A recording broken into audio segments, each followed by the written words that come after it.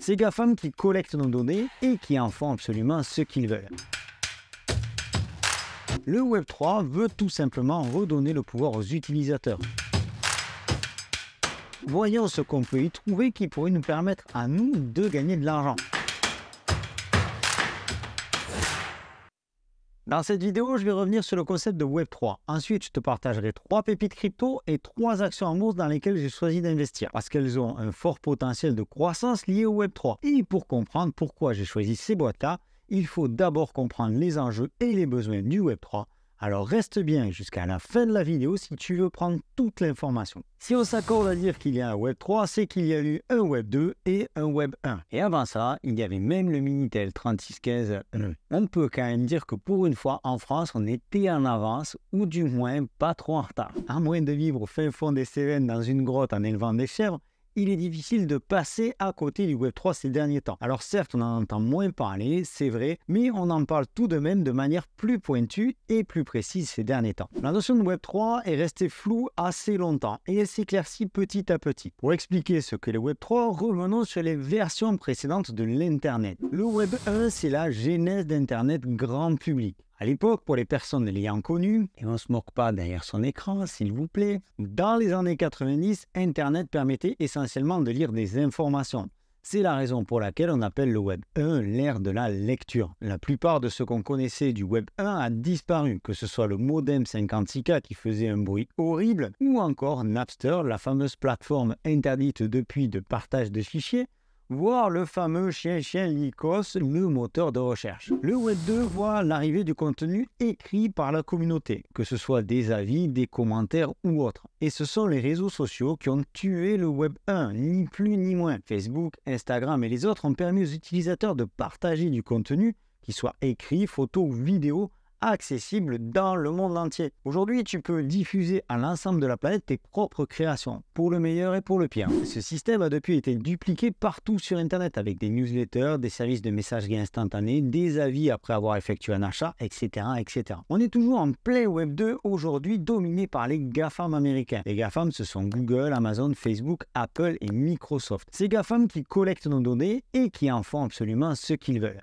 Le Web3 veut tout simplement redonner le pouvoir aux utilisateurs. C'est une évolution vers un Internet décentralisé, ouvert à tous et sans intermédiaire, où les utilisateurs sont propriétaires de leurs données personnelles qu'ils souhaitent partager ou non avec d'autres utilisateurs. Comme je te le disais, c'est pas très clair, mais je vais te préciser tout ça, ne t'inquiète pas. De par sa structure, ses fondements décentralisés, le Bitcoin est la première application concrète du Web3. Il appartient à tout le monde et à personne à la fois. Dans son white paper, Satoshi Nakamoto, créateur du Bitcoin, fait de cette envie de décentralisation et de reprise du pouvoir par les individus une de ses principales motivations. En laissant les banques de côté ainsi que toute structure gouvernementale, Bitcoin a bâti les fondements du Web3 par l'absence d'intermédiaires ou de tiers de confiance. Grâce à de multiples évolutions et notamment au smart contract, le Web3 permet donc d'automatiser une multitude de tâches grâce à des protocoles qui, une fois lancés, n'ont pas besoin d'être surveillés ou contrôlés en permanence. Seule une poignée de développeurs maintiennent le protocole à niveau et effectuent les mises à jour nécessaires, sans compter les autres personnes du réseau qui mettent à disposition leur matériel afin de permettre l'exécution des transactions. Ajoute des tokens qui permettent de rémunérer les personnes qui participent à tout ça,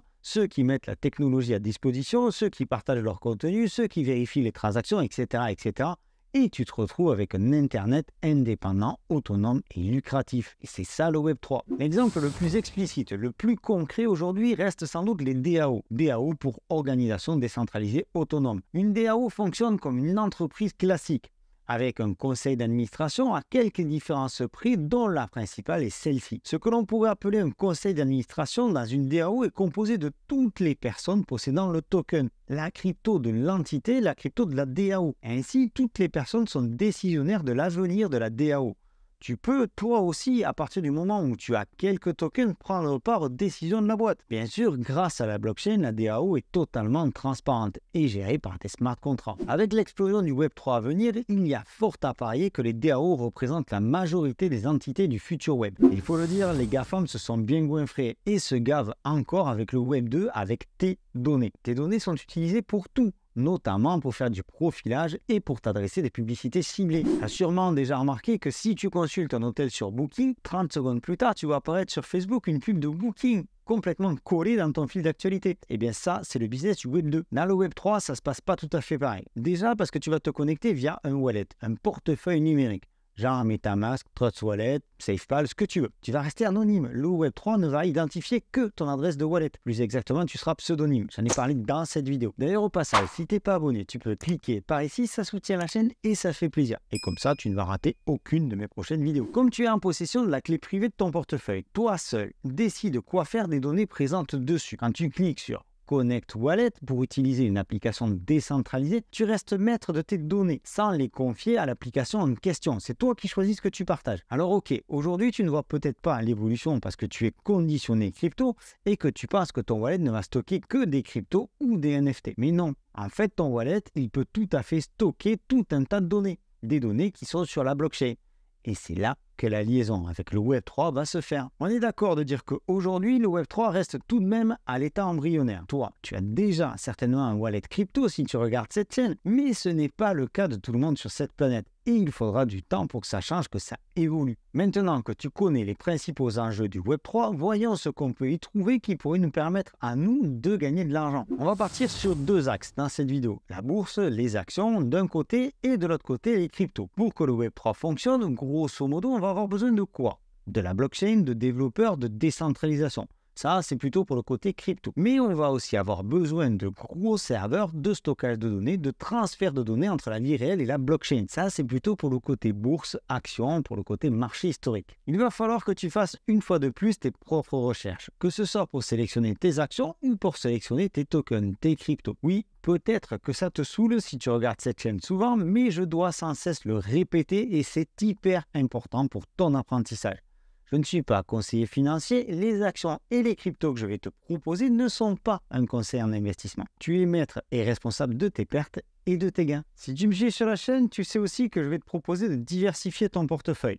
Mais pas trop. Et là, je vais t'expliquer. Le Web3 aujourd'hui, on l'a vu, est en plein développement. Tu vas donc parier sur des boîtes qui sont de véritables startups. Donc ça veut dire que dans 1 an, dans 2 ans, dans 3 ans, certaines ne seront plus là. Je parle surtout pour le côté crypto, où certaines boîtes ne vont pas faire ce qu'il faut. Elles vont se retrouver dans la difficulté et peut-être même disparaître. Tu peux être tenté de diversifier à mort en prenant 10 cryptos, 10 actions par exemple. Et je l'entends. Mais ça veut dire qu'il va te falloir faire 20 recherches, 20 achats, 20 suivis. Et si tu utilises la méthode DCA, comme je te le recommande pour investir, ça veut dire qu'il te faudra acheter 20 actifs différents chaque mois. Ça devient vite ingérable. Donc, ok, tu diversifies, mais tu t'éparpilles pas. Investis en fonction de ton budget, de tes objectifs et de ton temps, en gardant bien à l'esprit que ton temps est certainement le bien le plus précieux qui soit. Pour acheter mes cryptos, j'utilise soit SafePal directement sur mon wallet, soit BitGet. Avec BitGet, tu peux payer directement en carte, l'inscription est rapide, la plateforme facile à la prise en main,